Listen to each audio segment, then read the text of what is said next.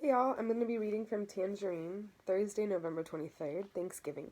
This video is going to be two parts because it's going to be long, so make sure you watch the second video. Yesterday morning, I dug out my old Houston Oilers hooded sweatshirt, a thick pair of corduroy pants, and a wool shirt that has always been too large for me to wear. The weather has turned very cold and very windy. The guy on my clock radio called it a Thanksgiving freeze. Down in the kitchen, the TV weather girl called it a fall freeze. I answered the phone on the kitchen wall and heard my grandmother's voice. "Paul, you're on CNN again. You're having record cold temperatures down there." "I know, Grandmom." She made some more small talk with me about the cold in Florida versus the cold in Ohio.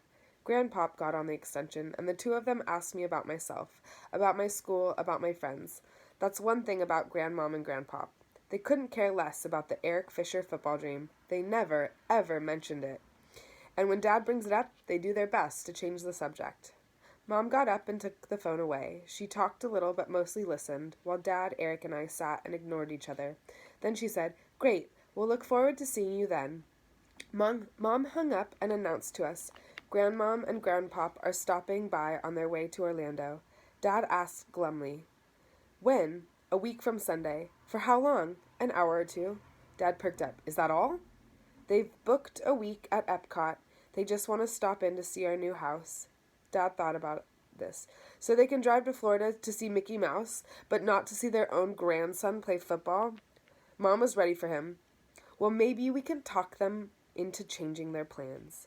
Dad managed a weak smile. Mom turned the conversation back to the unseasonably cold weather.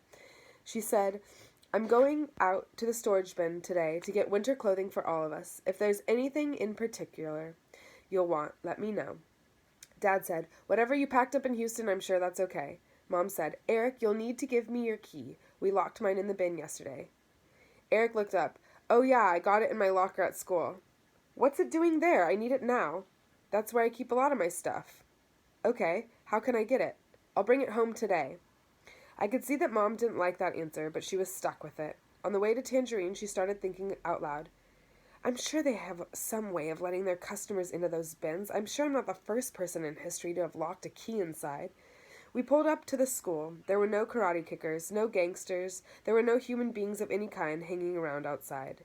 Kids from cars ahead of us sprinted into the building with their heads down, clutching their books into their bodies. I didn't.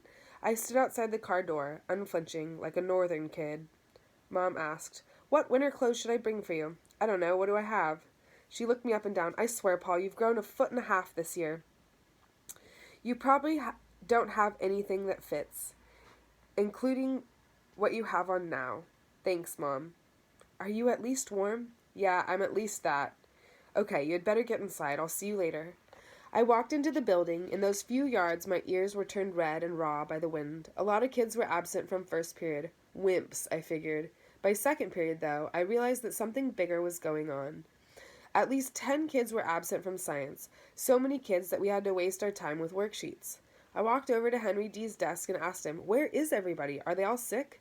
"No, I reckon they're out fighting the freeze." "What? What does that mean?" "It's tradition in Tangerine. Kids from families that are in the citrus business or the vegetable business can stay out of school whenever there's a freeze. Their families need them to help. It's like a snow day." "I don't know about that. The kids aren't playing. They're out working. I remember my daddy and my granddaddy talking about getting out of school to fight freezes." "What do you fight with?" "Anything you got. Most people around here are small growers. They use whatever. They haul old tires out and start a bonfire in the grove. They burn up old brush. They do anything they can to create heat and smoke." "So all these kids are out there building bonfires?" "Some of them are. They might be out filling up the smudge pots or hauling out old pipes for the water pumps. Whatever a family has to fight with. That's what the kids are working on." "Do you think that's what Luis and Tino are doing?" "Most definitely. And Victor and those guys, they're trying to save those Golden Dawn tangerines and the rest of the trees out there." Immediately, without a doubt, I knew what I had to do. I said, "Can your brother drive us out there today?" Henry looked at me uncertainly. "I expect he can." "What do you say we go help them fight the freeze?" Henry thought it over and nodded. "Yes, I suppose we should," he added. "We're all war eagles." We shook on it, and I went back to my seat. The rest of the day dragged by. Henry told me some more about the freezes in Tangerine. He explained that the first night is dangerous, but the second night is the real killer. The trees are injured already. They're weak and vulnerable. Luis and his crew had probably worked all night in the groves. They would sleep during the day, and then the battle would resume at sunset, and we would be there. I called Mom at lunchtime, but she was out. I left a message. Mom, we're having a combination science meeting and sleepover party at Tina's house. I have a ride there with Henry Dilks. I hope it's okay to go because I already said I would. The good news is that you don't have to pick me up after school. I'll call you when I get there. Bye. After last period was over, I looked out of the second floor window. I was a little worried that Mom had not gotten the message, or that she had gotten it, but was not buying it. Anyway, when I stepped outside, Mom's car wasn't there. The car riders were once again running, panic-stricken, through the punishing gusts of wind. I followed Henry D. across the street to where Wayne was parked. Henry pulled his hood on against the stinging wind, so I did the same. We climbed into the cab, and Henry said, "We're not going home, Wayne. We're going back out to the Thomas Cruise Groves. Can you take us?" It was all the same to Wayne. He smiled. "Yeah, I'll take you. I gotta go right back to work, though. There's emergencies all over the county on account of the freeze. I don't know when I can pick y'all up." "That's all right, Wayne. We don't need to be picked up. We're going to help them out in the groves tonight." Wayne looked at me with genuine surprise. "Is that right? You're going to get out there in that nasty cold?" Wayne wouldn't say it. He was too polite, but I knew what he was thinking. "How come you're not back at Lake Windsor Downs with the rest of them, complaining about the mosquitoes and the termites and the muck fire?" We pulled off Route 22 at the Tomas Cruise sign and bumped down the dirt road. The cattail pond now had steel gray and rust-brown pipes running up from it toward the groves, like someone had connected straws together in 4 crooked lines. Wayne pointed at them. "Looks like they're icing down their new grove." "What's that?" They'll pump water over the trees all night long, probably a quarter of the grove at a time." This was all new to me. I shook my head. "Why is that a good thing to do? Won't that kill the trees sooner?" Wayne answered patiently. "If you cover them with ice, their temperature will never drop below 32 degrees. 32 degrees won't kill a tree. 31 degrees will, if it stays that cold long enough." "So why don't they just ice all the trees and be done with it?" "Probably because they don't have the water or the pumps or the sprinklers to do it all. It's expensive enough to do one part. Even then, it might not work. The ice has to be kept just like slush. If ice gets thick and hard on a tree, that thing'll crack in half like a Thanksgiving wishbone." "So what if they start this slush thing and they run out of water?" "That won't happen. There's a spring-fed lake. It'll just keep filling up. Now they might run out of diesel fuel. Water won't do you any good if you can't pump it where you want it to. Look over there." Wayne pointed at something that I hadn't noticed before. On the rising ground behind the house, barely visible from the road, was a vertical orange tank 20 feet high. It looked like a giant can of frozen orange juice stuck there on its side. "That tank's full of diesel fuel. That diesel's your life's blood tonight." We drove around the house and stopped outside the Quonset hut. Luis and his father were standing by the back door. They were both dressed in layers of old clothes. They both had blue knit ski caps pulled down over their ears. Wayne waved to them and pulled away. Luis said, "What can I do for you guys?" I thought of Luis facing down Eric and his gang at the high school.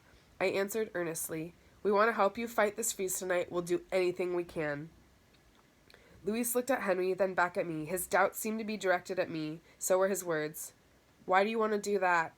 I didn't know what to say. Was he looking at me as Eric Fisher's brother? Was I now the enemy? Tino came out of the house, and I thought of Henry D's line.